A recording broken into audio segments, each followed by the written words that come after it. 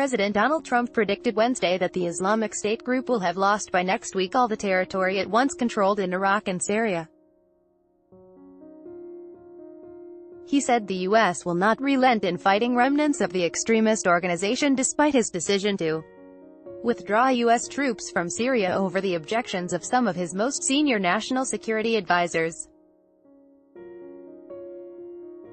The president told representatives of a 79-member, U.S.-led coalition fighting is that the militants held a tiny percentage of the vast territory they claimed as their caliphate. It should be formally announced sometime, probably next week, that we will have 100% of the caliphate, Mr. Trump said.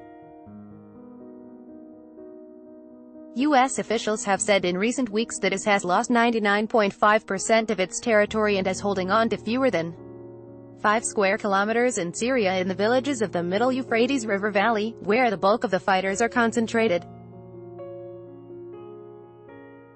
But there are fears the impending U.S. pullout will imperil those gains.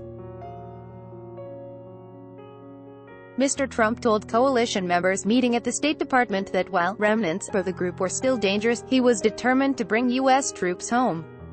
He called on coalition members to step up and do their fair share in the fight against terrorism. Even as Mr. Trump and Secretary of State Mike Pompeo defended the withdrawal decision, which shocked U.S. allies and led to the resignations of Defense Secretary Jim Mattis and the U.S. envoy to the anti-IS coalition, Brett McGurk, some military leaders renewed their concerns. While the withdrawal would fulfill a Trump goal, top military officials have pushed back for months, arguing IS remains a threat and could regroup. U.S. policy had been to keep troops in place until the extremists are completely eradicated. Fears that IS fighters are making a strategic maneuver to lay low ahead of the U.S. pullout has fueled criticism that Mr. Trump telegraphed his military plans, the same thing he accused President Barack Obama of doing in Afghanistan.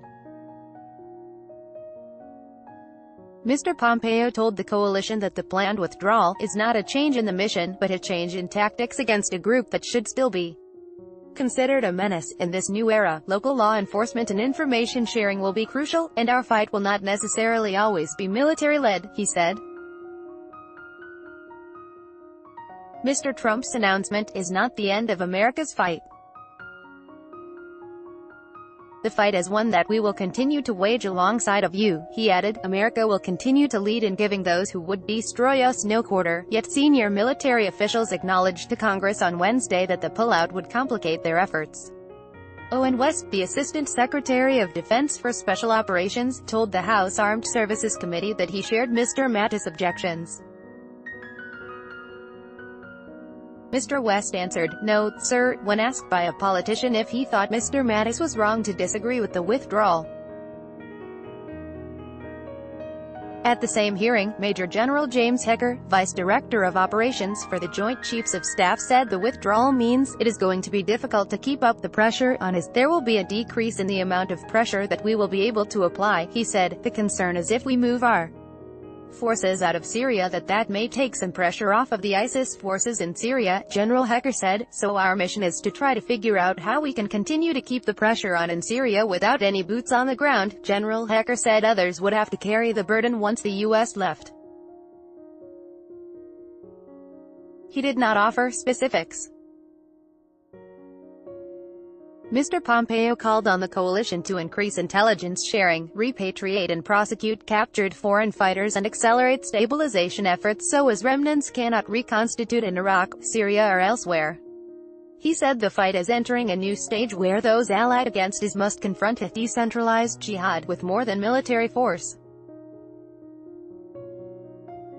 Mr. Pompeo mentioned the suicide bombing claimed by IS that killed 4 Americans, 2 service members, a Pentagon civilian and a U.S. contractor, in the northern Syrian town of Manbij last month. Manbij was liberated from his control in 2016. The conference started hours after Mr. Trump, in his State of the Union address, lauded what he said was the near-complete victory over IS.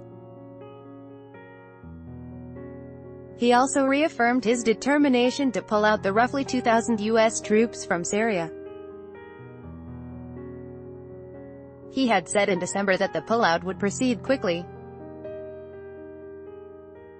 In liberated areas across Syria and Iraq, sleeper cells are carrying out assassinations, setting up checkpoints and distributing flyers as they lay the groundwork for an insurgency that could gain strength as U.S.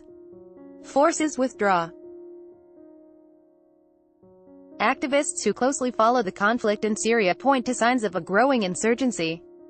Rami Abdurrahman, the head of the Britain-based Syrian Observatory for Human Rights, says it still has 4,000 to 5,000 fighters, many likely hiding out in desert caves and mountains. Defense officials believe many fighters have fled to ungoverned spaces and other pockets in the north and west.